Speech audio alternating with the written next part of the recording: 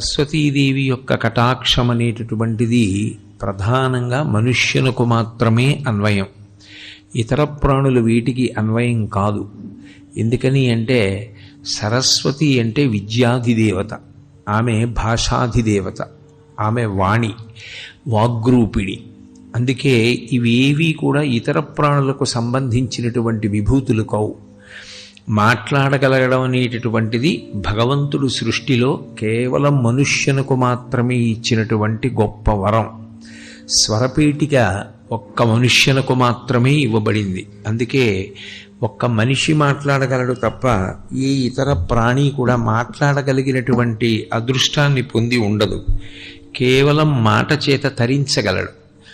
రెండు, శాస్త్రాన్ని గురువుని ఈ రెండిటిని ఆధారం చేసుకుని శ్రద్ధాభక్తులతో జీవితంలో అనేక విషయాల్ని తెలుసుకుంటూ ఉన్నతిని పొందగలిగినటువంటి అదృష్టం మనిషి ఒక్కడికి ఉంది తప్ప ఏ ఇతర ప్రాణికి కూడా అటువంటి అవకాశాన్ని భగవంతుడు ఇవ్వలేదు. అందుకే వివేక చూడామణి చేస్తూ శంకర భగవత్పాదులు ప్రారంభంలోనే ఒక మాట అంటారు, జంతూణాం నరజన్మ దుర్లభం అంటారు.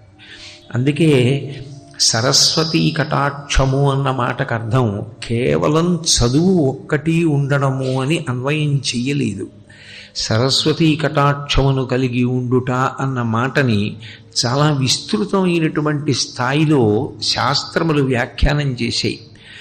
అసలు చదువుకొనుట, తెలుసుకొనుట అన్న మాటని దేని చేత పర్యాయపదంగా చెప్తారు అంటే విద్య. విద్య అంటే విద్ అన్న ధాతువులోంచి వచ్చింది. విద్ అంటే తెలిసికొనుట. ఏది తెలుసుకొనుట అంటే ఏది తెలుసుకున్న తర్వాత ఇక తెలుసుకోవడానికి వేరొకటి ఉండదు. అది తెలిసే పర్యంతము తెలుసుకున్నవాడెవరో ఆయన విద్యావంతుడు. అంటే ఏది తెలియబడిన తరువాత వేరొకటి తెలియబడవలసిన అవసరం ఉండదు. అంటే అటువంటి వస్తువు ఈ లోకం మొత్తం మీద ఉన్నది పరబ్రహ్మం ఒక్కటే. పరబ్రహ్మము తెలిసిన తరువాత ఇక ఏ ఇతర విషయము తెలియవలసిన అవసరం ఉండదు. అన్నీ దాని యందే ఉంటాయి. అందుకే చదివించిరి నను గురువులు, చదివితి ధర్మార్థముఖ్య శాస్త్రంబులునే చదివినవి కలవు పెక్కులు, చదువులలో మర్మమెల్ల చదివితి తండ్రి అంటాడు ప్రహ్లాదుడు. అన్ని చదువులకు ఆధారమైనటువంటి వాడెవరో, సమస్త విద్యలకు ఆలవాలమైన వాడెవరో వాడు అనుభవంలోకి రావడమే విద్య యొక్క చిట్ట చివరి ప్రయోజనం.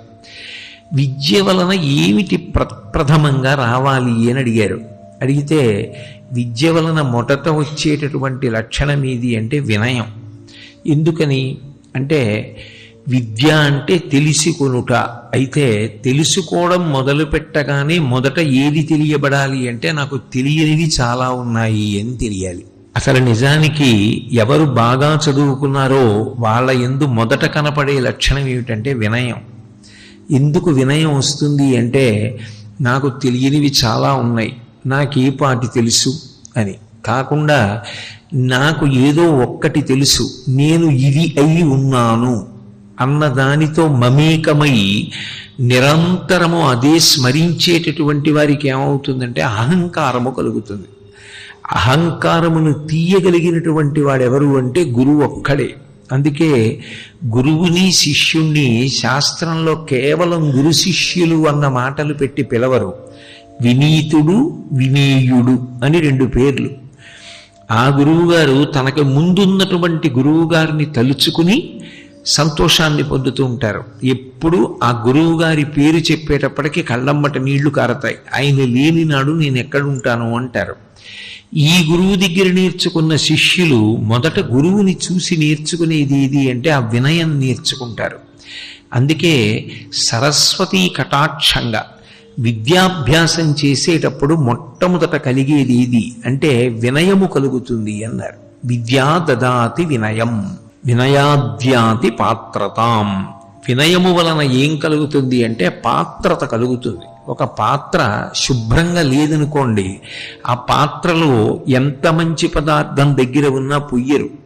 నేనేదో పాయసం వండి నైవేద్యం పెట్టి అక్కడ పెట్టుకుని మీరందరికీ ప్రసాదం ఇద్దాం అనుకుంటున్నాను, మీ దగ్గర ఏదైనా పాత్ర ఉంటే పట్టండి అంటే అరిటాకు దొప్ప చేసి పట్టుకొచ్చినా అందులో పాయసం పోస్తారు. కానీ మకిలి పట్టేసి పాత్ర అంతా కూడా ఆకుపచ్చటి వర్ణంలో చాలా మలినంతో ఉన్నటువంటి దాన్ని తీసుకొచ్చి అందులో పాయసం పొయ్యమంటే పొయ్యరు. ఎందుకంటే పాయసం కూడా పాడైపోతుంది అటువంటి పాత్రతో పోస్తే.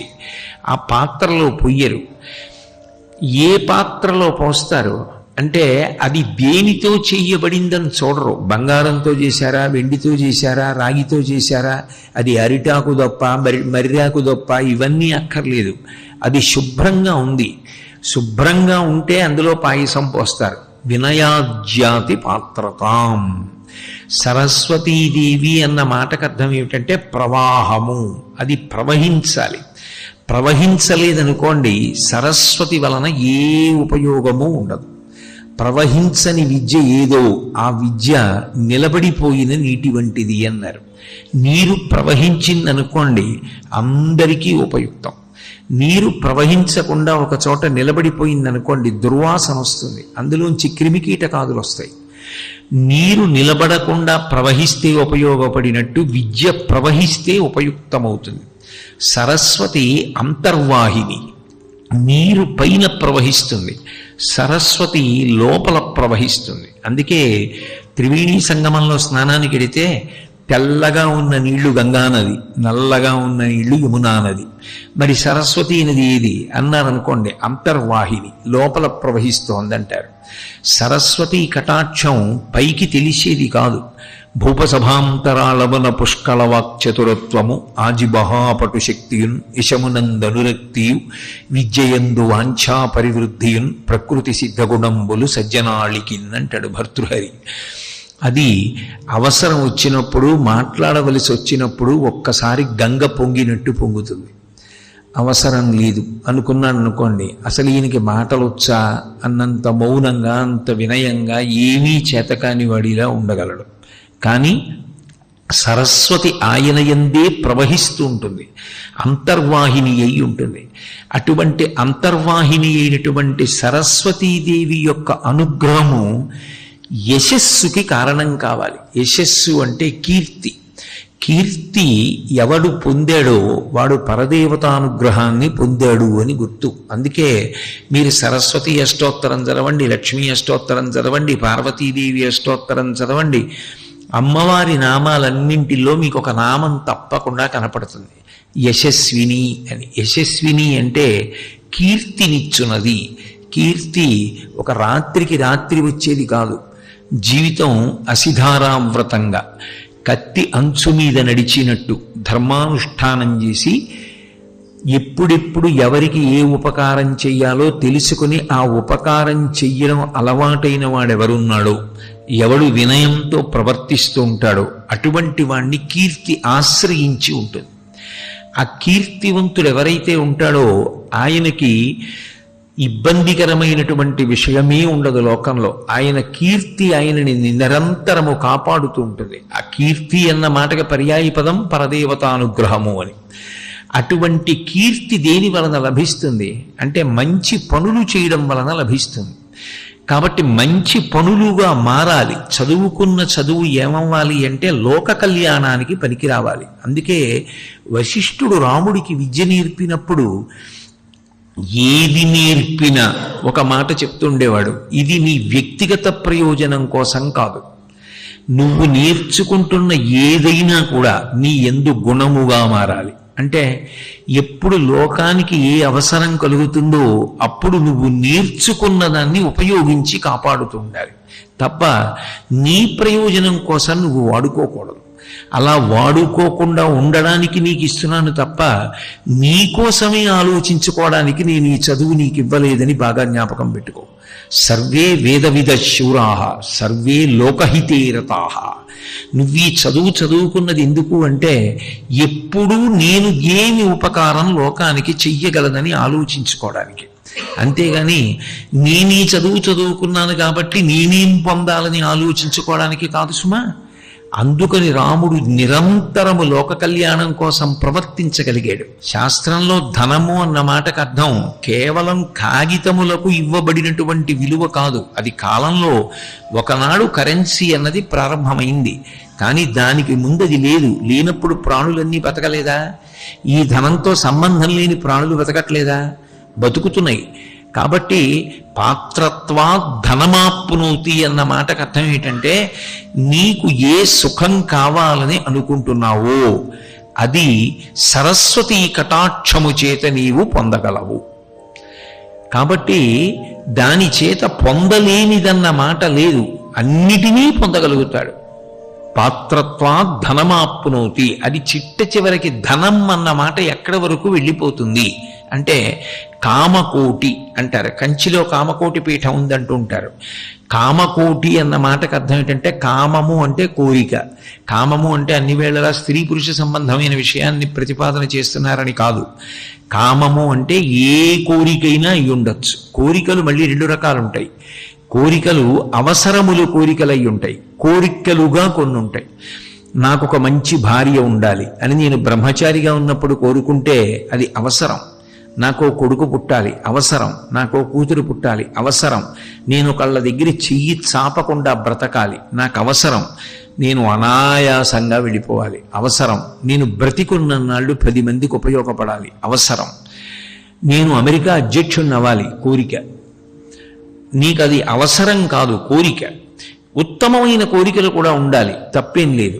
అవసరాలు ఎలా ఉంటాయో అలా మంచి కోరికలు కూడా ఉండాలి. నేను బాగా చదువుకోవాలి, నేను 12 స్కందాల భాగవతం జీవితంలో ఒక్కసారైనా చదవాలి, పోతన గారి పద్యాలు కనీసం 25 పద్యాలైనా నాకు కంటకతమై ఉండాలి, శంకరాచార్యుల వారి స్తోత్రాల్లో 2-3 అయినా నాకు రావాలి.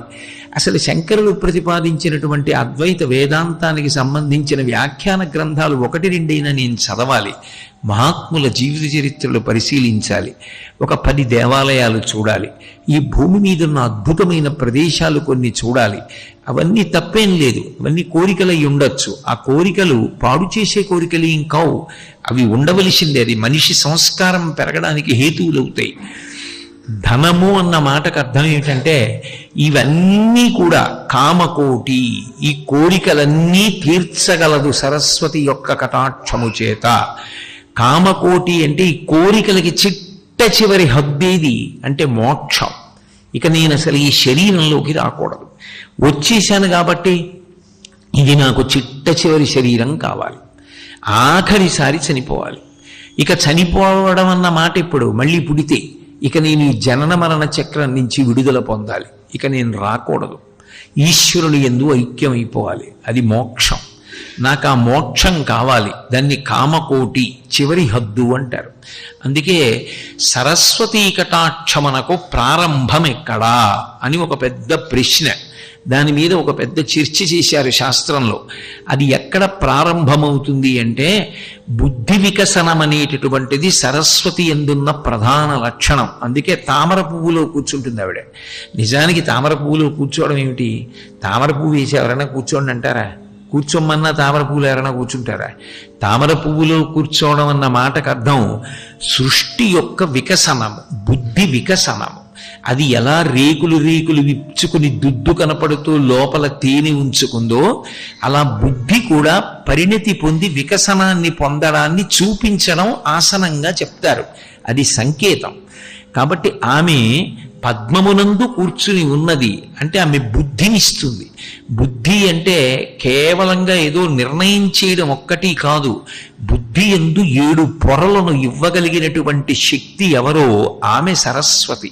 అందుకు చిన్న పిల్లల దగ్గర నుంచి అందరినీ సరస్వతీ పూజ చెయ్యండి అంటూ ఉంటారు, సరస్వతికి నమస్కరించండి అంటారు. సరస్వతీదేవికి నమస్కారం, సరస్వతీదేవికి పూజ మనిషిగా పుట్టిన ప్రతివారు చేస్తారు. ఎందుకు చేస్తారు అంటే కారణం, ఆమె 7 అనుగ్రహిస్తూ ఉంటుంది. అవి మెట్లు, సోపానములు, ఒకదాని తర్వాత ఒకటి ఎక్కుతాడు.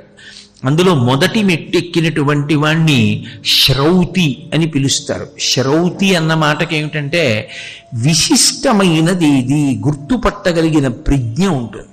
అంతా ఒక్కటే అని చూడగలిగినటువంటి వాడు జ్ఞాని. ఆయనకి మానవలతో సంబంధం ఉండదు. తుల్య నిందాస్తుతిర్మౌని సంతుష్టో ఈనకీనచిత్ తనికేత స్థిరమతి భక్తిమాన్ మే ప్రియో నరహ అంటాడు భక్తి యోగంలో కృష్ణ భగవానుడు.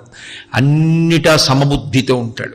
భగవంతుడిది ఎంతటి సమబుద్ధో భక్తుడు కూడా ఆ స్థాయికే వెళ్ళిపోతాడు. తుల్య నిందాస్తుతిర్మౌని సంతుష్టో ఏనకేనచిత్ తనికేత స్థిరమతి భక్తిమాన్ మే ప్రియో నరహ. భక్తుడు వృషద్విచిత్రతల్పయోర్భుజంగముక్తికస్రజో గరిష్టరత్నలుష్టయో సుహృద్విపక్షపక్షయో తృణారవింద చక్షుషో ప్రజామహీమహీంద్రయో సమప్రవర్తయన్మన కదా సదాశివం భజి అంటాడు. భగవంతుడంతే, అందరి పట్ల సముడు. ఈ స్థితికి వెళ్ళిపోయినటువంటి వాడెవరో ఆయన జ్ఞాని. ఆ స్థాయికి వెళ్ళిపోయిన వాడెవడో వాడు సరస్వతీదేవి యొక్క అభయముద్ర అనుగ్రహం పొందినవాడు. అందుకే ఆవిడ 2 చేతులతో 2 ముద్రలు పడుతుంది. అభయముద్ర, వరముద్ర. వరత్రాసత్రాణ స్ఫటిక గుటికా పుస్తకరాం. కుడి చేతి వైపు అక్షమాల ఉంటుంది, ఎడం చేతిలో పుస్తకాలు పట్టుకుంటుంది. అక్షమాల పట్టుకుంటే దాని అర్థం ఏమిటంటే అకారము నుండి క్షకారము వరకు ఉన్న అక్షరములను స్ఫటికమాలగా చేసి తిప్పుతూ ఉంటుంది. పట్టుకోవడం అంటే అలా ఉంటుంది అని కాదు, ధ్యానం చేసిన వారికి కనపడుతుంది. చేతితో కదుపుతూ తిప్పుతుంది. ఎడం చేతిలో పుస్తకాలు పట్టుకుంటుంది. కుడి చేతిలో పట్టుకున్న వాటికన్నా ఎడం చేతిలో పట్టుకున్నవి తక్కువ అని గుర్తు. ఎడం చేతిలో స్ఫటికమాల పట్టి తిప్పుతోంది. అక్షమాల అంటారు దాన్ని. అక్షమాల అంటే అకారము నుండి క్షకారము వరకు 51 అక్షరాలు. ఆ 51 అక్షరాలే నిజానికి నా రూపం. ఆదిక్షాంత సమస్త వర్ణనికరీ శంభు ప్రియేశాంకరీ అంటారు శంకరులు అన్నపూర్ణాష్టకంలో. ఆవిడ యొక్క సూక్ష్మస్వరూపాన్ని మంత్రపురస్సరంగా చూసినప్పుడు అకారము నుండి క్షకారము వరకు ఆవిడ యొక్క రూపమే అయినప్పుడు అది అక్షమాలగా పట్టుకుని తిప్పుతూ ఉంటుంది. పుస్తకాలు చదవడం మంచిదే, కానీ జీవితాంతం పుస్తకాలే చదవడం, ఏ అనుష్ఠానం చెయ్యకపోవడం మాత్రం గొప్ప కాదు. నువ్వు ఎంత చదువుతున్నావన్న దానికన్నా ఎంత జ్ఞాపకం పెట్టుకుని మనసులో తిప్పుతున్నావు, ఎంత ఆచరిస్తున్నావు అన్నది ప్రధానం. అది చెప్పడానికి కుడి చేతిలో అక్షమాల పట్టుకుంటుంది, ఎడం చేతిలో పుస్తకాలు పట్టుకుంటుంది. ఇప్పుడు అటువంటి సరస్వతిని మిగిలిన వాళ్ళందరూ సేవించి అనుగ్రహాన్ని పొందుతారు. సత్పురుషులైన వారు, ఆమె అనుగ్రహమునకు పాత్రులైన వాడు సతాం అంటారు సత్పురుషులు. వాళ్ళు ఎన్ని మాటలు నమస్కారం చేయాలి అని అడిగారు. సకృన్నత్వా నత్వా. వారొక్క మాట ఆవిడ ముందు ఇలా అంటే చాలట. ఆవిడ ఏం చేస్తుందంటే మధుక్షీరద్రాక్ష మధురి మధురీణా ఫణితయ. వారికి ఎంత గొప్ప వాగ్వైభవం ఇచ్చేస్తుందంటే ఏది చెప్పాలని మొదలుపెట్టినా అందులోకి ఏది చెప్పాలనుకున్నాడో అవన్నీ జ్ఞాపకానికి అలా దొంతర్లుగా వచ్చేస్తూనే ఉంటాయి. దానికి ఏదో ప్రత్యేకమైనటువంటి సాధన చెయ్యవలసిన అవసరం లేకుండా వెళ్ళిపోతూ ఉంటుంది. 2, అటువంటి వారి విషయంలో అన్వయం ఏమి అంటే వారి వాక్కులు 3 లక్షణములను పొందుతాయి. ఏమిటి ఆ లక్షణాలు అంటే మధు క్షీర ద్రాక్ష మధురి మధురీణా ఫణితయ. ఆ వాక్కులు తేనె ఎంత తీయగా ఉంటుందో అంత తీయగా ఉంటాయి. క్షీర పాలు ఎంత కమ్మగా ఉంటాయో అంత కమ్మగా ఉంటాయి. ద్రాక్ష పండు ఎంత తొందరగా జీర్ణమై తీయగా రుచిగా ఉంటుందో అలా ఉంటాయి. దాని అర్థం అంతేకాదు, పైకి చెప్పింది ఒక్కటే కాదు.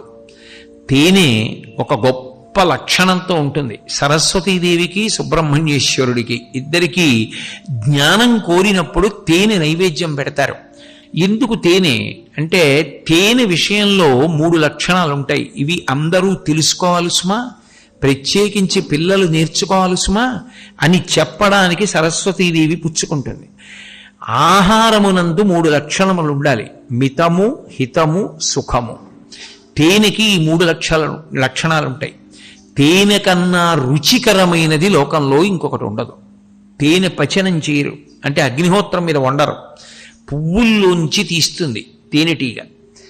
ఆ తేనె పసిబిడ్డలు 21 రోజులు దాటిపోగానే పిల్లలకి అమ్మమ్మ తేనెలో వేలు ముంచి నోట్లో పెడితే వాడు 2 రోజులు అయ్యేటప్పటికి అమ్మమ్మ తెల్లవారకట్టు వస్తే ఎదురు చూస్తుంటాడు. ఆ తేనె మళ్ళీ పెట్టమని నోరు చప్పరిస్తారు.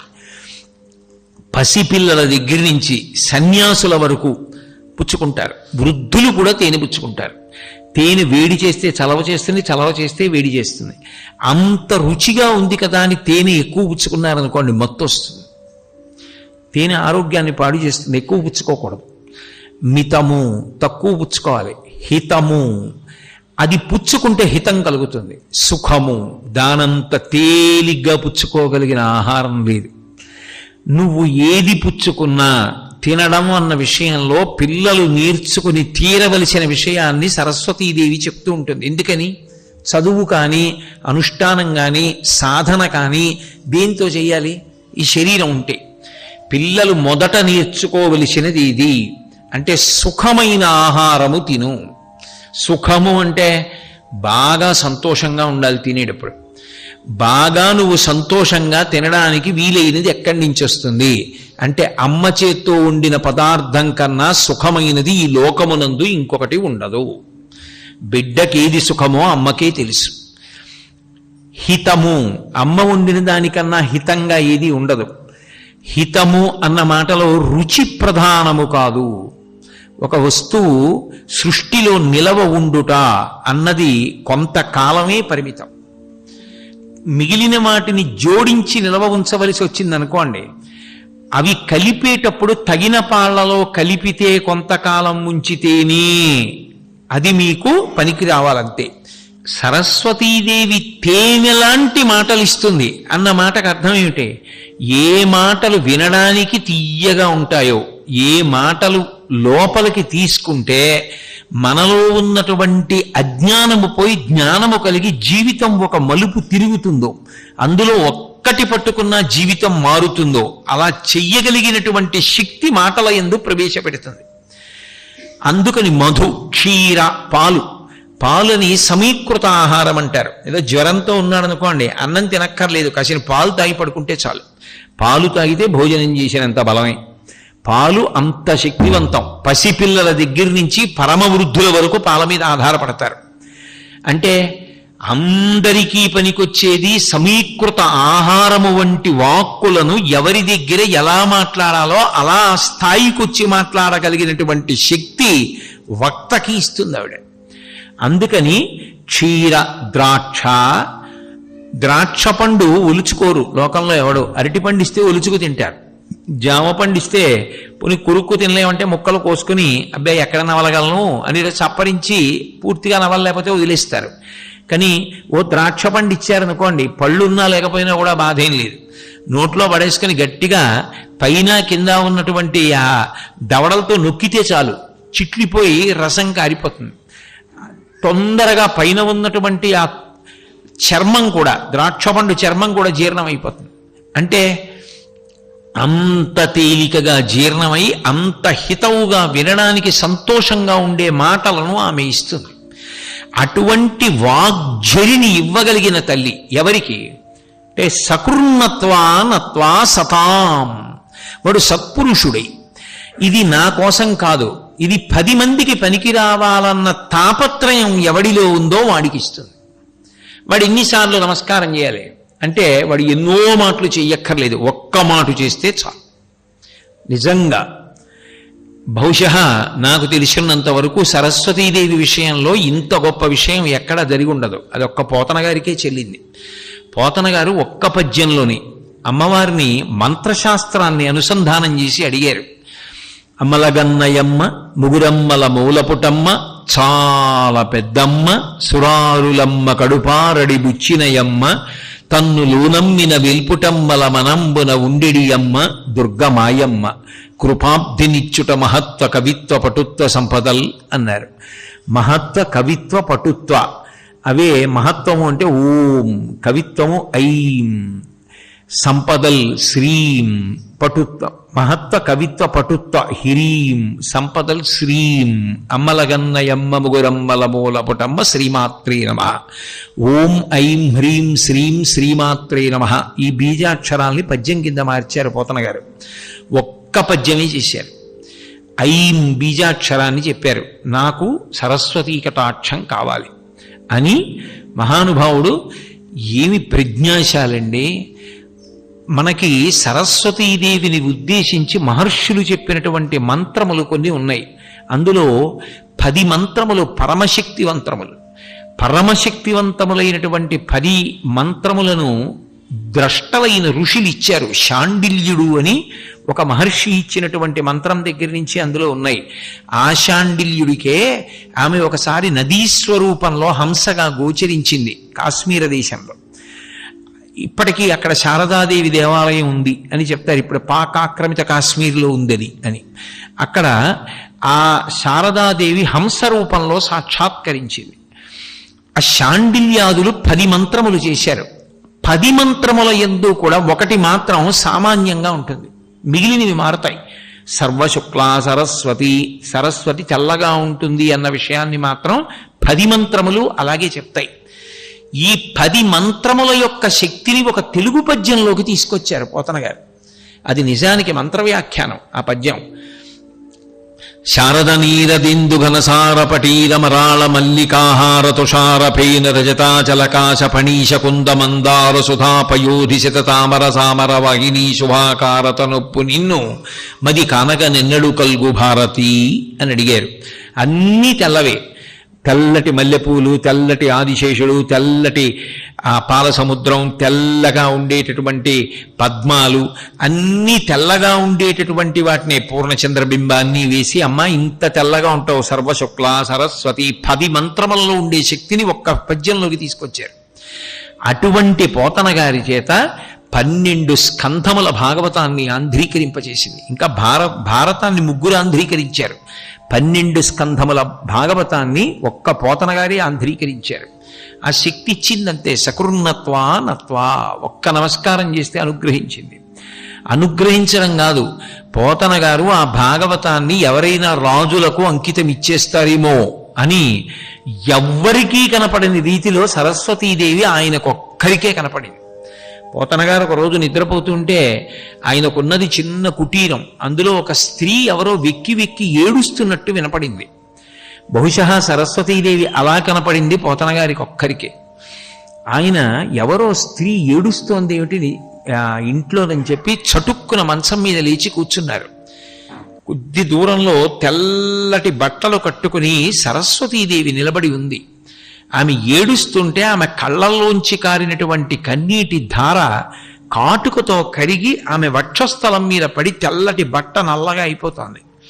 ఆయన వెంటనే ఆమె ఇచ్చిన అనుగ్రహంతో ఆంధ్రీకరించిన భాగవతాన్ని పట్టుకెళ్లి రాజులకు అంకితం ఇచ్చేస్తాననుకుంటోంది ఇలా ఉంది అని, కాటుక కంటి నీరు చనుకట్టుపయింపడ ఇలయెచ్చదో కైఠభరాజు మర్దనుని గదిలి కోడవా, ఓ మదంబ ఓ హటక గర్భురాణి, నిన్నాకటికిన్కొని పోయి అల కర్ణాటకిరాత కీచకులకు అమ్మను త్రిశుద్ధిగా నమ్ము భారతి. అమ్మా ఎందుకమ్మా ఏడుస్తావు? నన్ను నమ్ము, ఎట్టి పరిస్థితుల్లో రాజులకు అంకితం ఇవ్వను, రామచంద్రమూర్తికే అంకితం ఇస్తానన్నారు. సంతోషించి అంతర్ధానమైంది. ఆ తల్లి ఎందరినో అనుగ్రహించింది. లోకంలో సరస్వతీ కటాక్షం పొందినటువంటి మహాపురుషులు భారతదేశంలో ఎందరో కనపడతారు. ఎంతమందో సరస్వతీదేవి ఉపాసన చేసి ఆమె అనుగ్రహాన్ని పొందిన వాళ్ళు, ఆమె సాక్షాత్కారం పొందిన వాళ్ళు ఒకరు ఇద్దరు కాదు.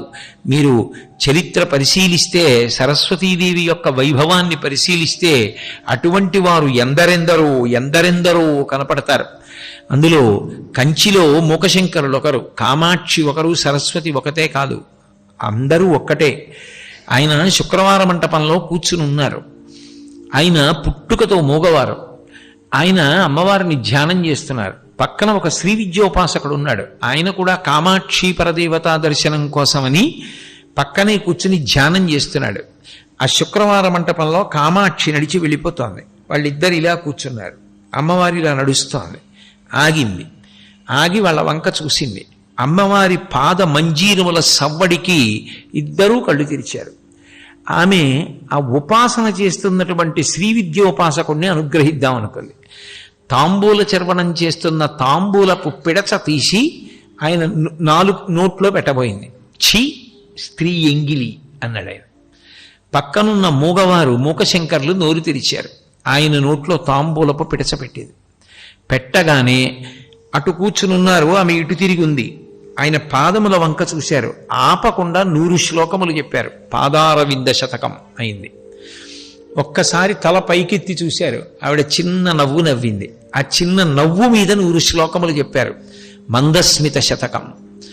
ఆమె మూకశంకరుల వంక ఇలా చూసింది, కడగంటి చూపు. దాని మీద 100 శ్లోకములు చెప్పారు. కటాక్ష శతకం. ఆమె యొక్క వైభవాన్ని స్తోత్రం చేశారు. స్తుతి శతకం. ఆమె పెద్దరికం మీద 100 శ్లోకాలు చెప్పారు. ఆర్యాశతకం. పంచశతి 500 శ్లోకాలు చెప్పి ఆగిపోయారు. ఆవిడంది, నీకేం కావాలంది. నాకు వాక్కు తీసేసేయండి. ఏమెందుకు అంది.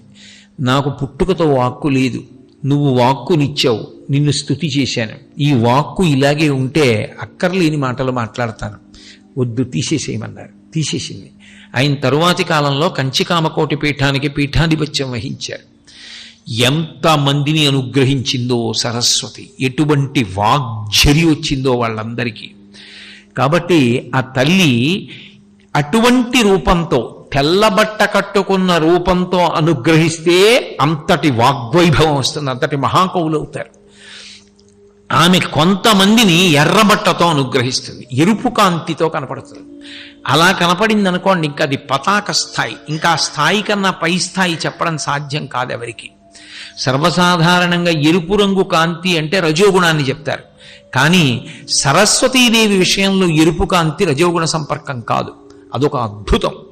దాని గురించి శంకరాచార్యులు వారు సౌందర్యలహరిలోనే ఓ శ్లోకంలో అంటారు, కవీంద్రాణం చేత కమలవన బాలాతపరుచిం భజంతే ఏ సంతః కతిచిదరుణామేవ భవతీం విరించి ప్రేయస్యాదరుణతర శృంగారలహరీం గభీరాభిర్వాగ్భిర్విదతి సతాం రంజనమమి అంటారు.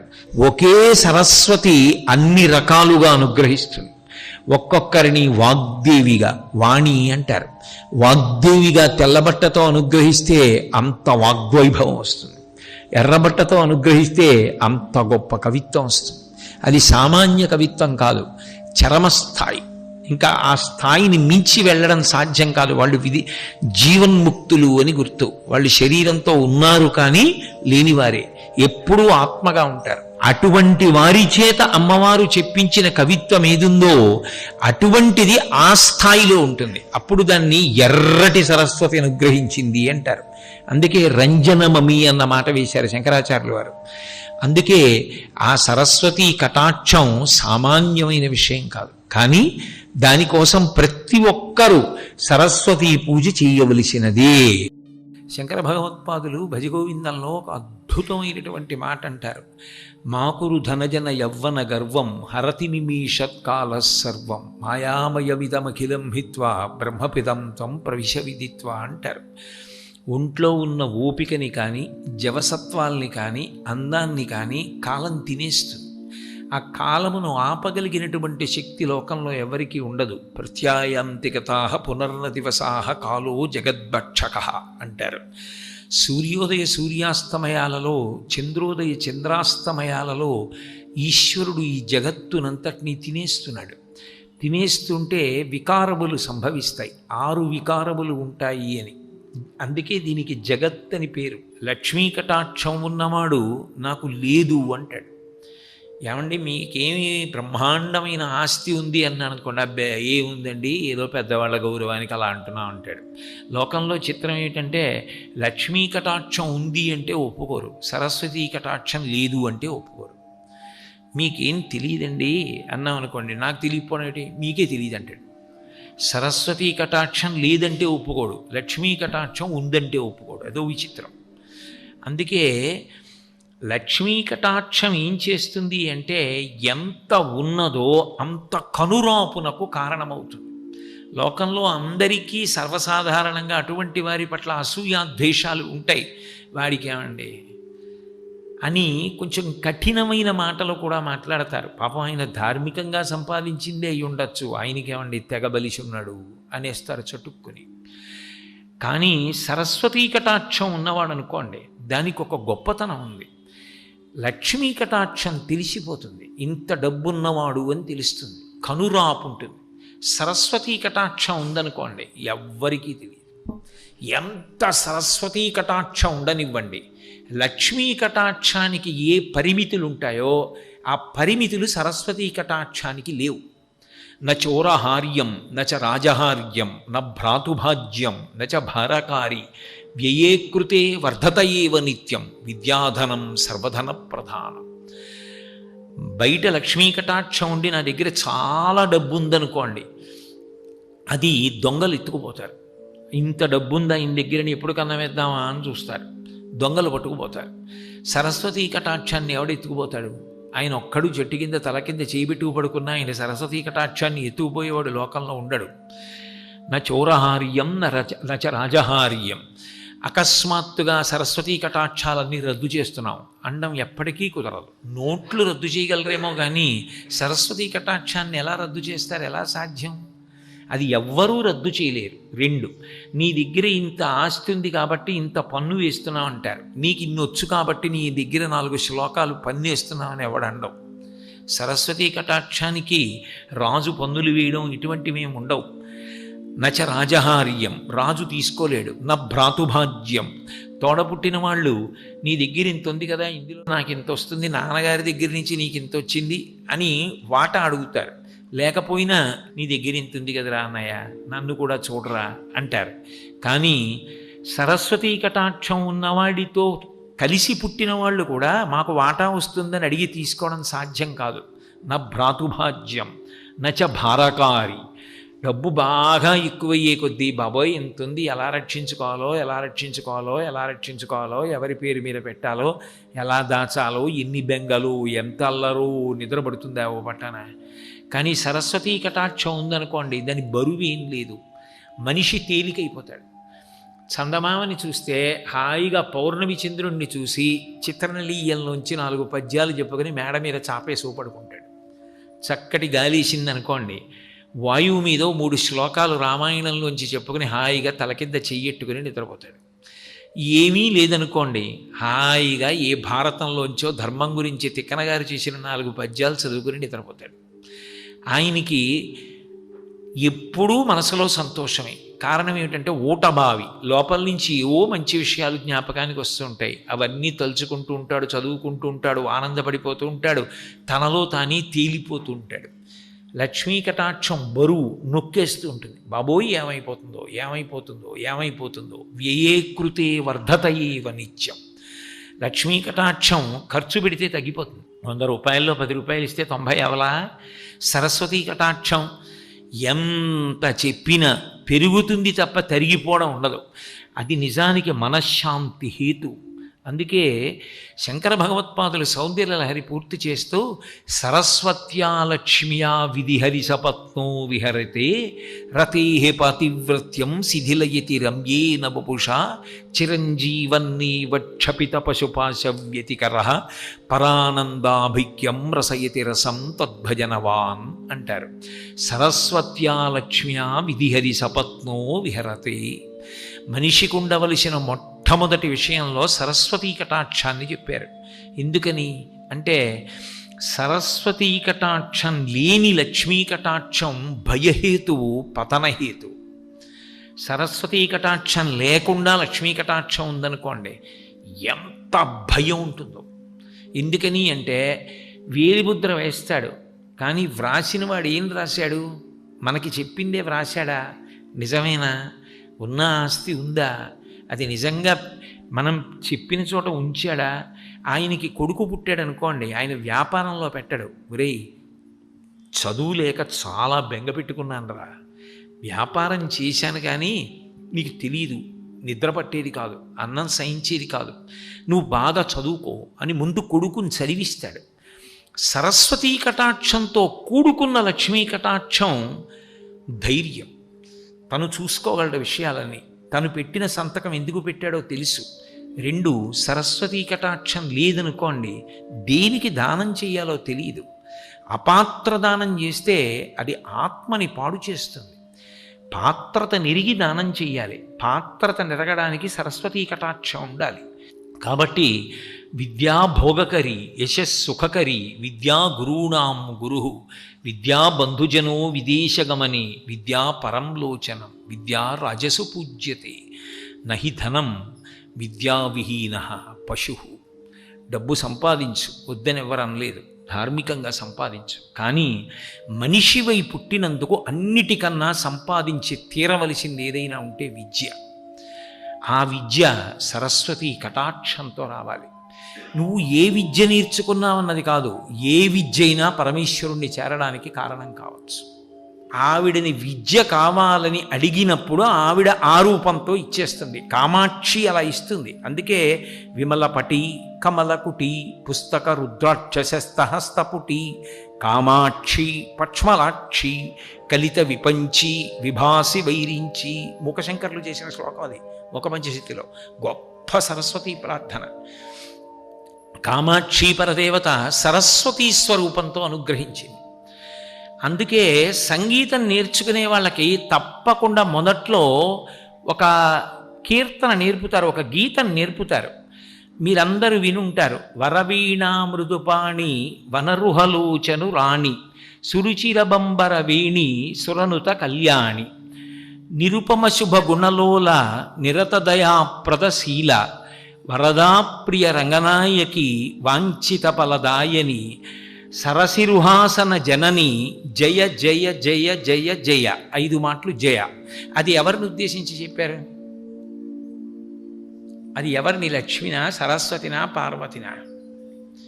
గురువు మొట్టమొదట ఈ గీతం నేర్పి అర్థం చెప్పమంటారు. వరవీణ మృదుపాణి అంటే వీణ పట్టుకుంది అంటే సరస్వతి అంటాం. కానీ ఆ కీర్తన లక్ష్మీదేవి మీద. వీణ అంటే మెరుపు అని ఒక అర్థం. వరవీణ అంటే గొప్ప మెరుపు. లోకంలో అంతఃపురాలు, చీనాంబరాలు, పెద్ద పెద్ద ఆభరణాలు, ఐశ్వర్యం, ఇవన్నీ మెరుపులు ఆకర్షిస్తాయి. లక్ష్మి ఎక్కడుంటుందో అక్కడ మెరుపు. అంతేకాదు లక్ష్మీదేవి వీణ పట్టుకుంటుంది. అయితే సరస్వతీదేవిలా అడ్డంగా పట్టుకోరు, దక్షిణామూర్తిలా నిలువుగా పెట్టి వాయిస్తుంది. అదొక గొప్ప ప్రక్రియ. ఉన్నారు ఇప్పటికీ పండితులు, అలా వాయించే వాళ్ళు ఉన్నారు. మా కాకినాడ వచ్చి వాయిస్తుంటారు శారదా నవరాత్రుల్లో, నిలబెట్టి వాయిస్తారు వీణని. ఎప్పుడు వాయిస్తుందంటే శ్రీ మహావిష్ణువు నిద్రకి ఉపక్రమించే ముందు ఆయన సంతోషించడం కోసం వాయిస్తుంది. దేవాలయం ఉంది విశాఖపట్నం కొమ్మాదిలో, అష్టలక్ష్మి దేవాలయం అని ఉంది. అందులో ప్రధానమైన లక్ష్మీదేవి విష్ణుమూర్తి పక్కనున్న లక్ష్మీదేవి వీణ నిలబెట్టి వాయిస్తూ ఉంటుంది. వరవీణ మృదుపాణి వనరుహలోచను రాణి. కలువ పువ్వుల వంటి కన్నులున్నవాడు శ్రీ మహావిష్ణువు. రక్షిత జీవలోకస్య ధర్మస్య పరిరక్షిత అంటారు. రామ కమలపత్రాక్ష సర్వసత్వ మనోహర రూపదాక్షిణ్య సంపన్న ప్రసూత జనకత్మజే అంటారు వాల్మీకి రామాయణంలో. తామర పువ్వులు లాంటి కన్నులున్నవాడు విష్ణువు, ఆయన భార్య లక్ష్మీదేవి. కాబట్టి వరవీణ మృదుపాణి వనరుహలోచను రాణి సురుచిరబంబర వేణి అంటే నల్లటి జుత్తు, నల్ల కలువల తండంలా సువాసనతో ఉంటుంది జుత్తు. మీకు పొద్దున నేను దేవాలయంలో అమ్మవారి జుత్తు గురించి చెప్తున్నప్పుడు, కబరీబంధం గురించి చెప్తున్నప్పుడు అధునూతుధ్వాంతం నస్తులిత దళితేందీవరవనం ఘనస్నిగ్ధశ్లక్షణం చికురు నికురంబం తపసివే యదీయం సౌరభ్యం సహజముపలబ్ధం సుమనసో వసంతస్మిన్ మన్యే వలమధన వాటీ విటపినాం అంటారు శంకర్లు సౌందర్యలహరిలో. నల్ల కలువల తండం ఎలా ఉంటుందో, తుమ్మెదల బారు ఎలా ఉంటుందో అలా సువాసనతో ఉంటుంది ఆవిడ జుత్తు. అందుకని సురుచిరబంబర వేణి సురనుత కళ్యాణి. దేవతలు కూడా కీర్తిస్తారు లక్ష్మీదేవిని, సురనుత కళ్యాణి. అంతేకాదు నిరుపమ శుభ గుణలోల, ఆమె ఎందు గొప్ప శుభప్రదమైనటువంటి గుణములు ఉంటాయి. దయ, భక్తులను అనుగ్రహించడం, ఇవన్నీ ఉంటాయి. అందుకే నిరుపమ శుభ గుణలోల నిరత దయాప్రదశీల, అపారమైన దయ కలిగిన తల్లి. ఉండడం ఒకెత్తు, దయ ఉండడం ఒకెత్తు. దయ లేకపోతే ఉన్నా ఎందుకు ఇస్తారు? అందుకని నిరత దయాప్రదశీల వరదాప్రియ. వరదాప్రియ అంటే కంచిలో ఉన్న వరదరాజస్వామి వారికి అత్యంత ప్రియమైన తల్లి. అందుకని పేరుందేవి అన్న పేరుతో ఉంటుంది, బయటికి రాదు పేరుందేవి, గుళ్ళోనే ఉంటుంది. వరదాప్రియ రంగనాయకి. రంగనాయకి అంటే రంగనాథుడు, రంగనాథుని యొక్క ఇల్లాలు కాబట్టి వరదాప్రియ రంగనాయకి. సరసిరుహాసన జనని, తామర పువ్వు మీద కూర్చునేటటువంటి వాడు బ్రహ్మగారు, బ్రహ్మగారికి తల్లి కాబట్టి జనని. సరసిరుహాసన జనని జయ జయ జయ జయ జయ జయ శబ్దం చేత లక్ష్మీదేవి ప్రతిపాదింపబడుతుంది. ఇప్పుడు అసలు చదువిమ్మని మొదట ఎవరిని ప్రార్థించారు? లక్ష్మీదేవిని ప్రార్థించారు అని అన్నానా? అంతేకాదు, అదే గీతం సరస్వతీదేవిది కూడా అంటాను. ఎందుకని? వరవీణ మృదుపాణి, సరస్వతీదేవి కూడా వీణ పట్టుకుంటుంది. వరవీణ మృదుపాణి వనరుహలోచను రాణి. బ్రహ్మగారికి కూడా తామర పువ్వులు లాంటి కళ్ళే ఉంటాయి. అందుకని తామర పువ్వులు లాంటి కళ్ళున్న బ్రహ్మగారి ఇల్లాలు. వనరుహలోచను రాణి సురుచిరబంబర వీణి. సరస్వతీదేవి యొక్క కబరీ బంధం కూడా అంతే, నల్ల జుత్తుతో ఉంటుంది. సురుచిరబంబర వీణి సురనుత కళ్యాణి, దేవతలు కీర్తిస్తారు ఆవిడ్ని కూడా.